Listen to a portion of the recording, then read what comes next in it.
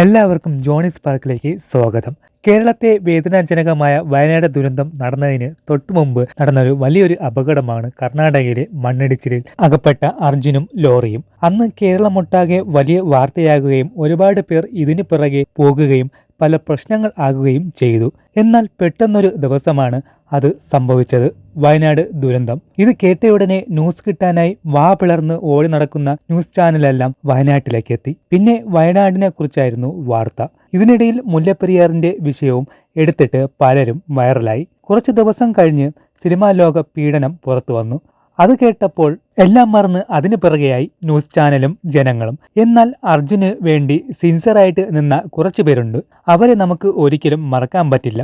കേരളത്തിൽ ഇത്ര വലിയ സംഭവങ്ങൾ നടക്കുമ്പോഴും അർജുന് വേണ്ടി തിരച്ചിൽ നടത്താൻ ലോറി ഓണറും അർജുനന്റെ വീട്ടുകാരും മറ്റു കുറച്ച് നന്മയുള്ള ജനങ്ങളും കൂടെ സപ്പോർട്ടിന് ഉണ്ടായിരുന്നു.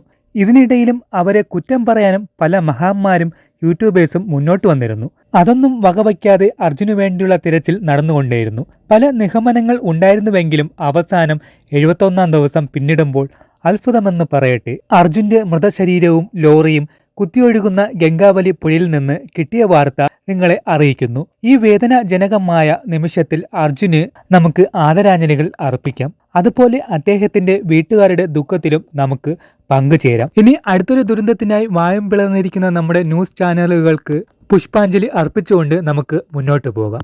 ഈ വിഷയത്തെ പറ്റിയുള്ള നിങ്ങളുടെ അഭിപ്രായം കമന്റായി അറിയിക്കുകയും വീഡിയോ ഷെയർ ചെയ്യാനും മറക്കരുത്. എല്ലാവർക്കും നന്മ വരട്ടെ. അർജുന്റെ കുടുംബത്തിന് വേണ്ടിയും നമുക്ക് പ്രാർത്ഥിക്കാം.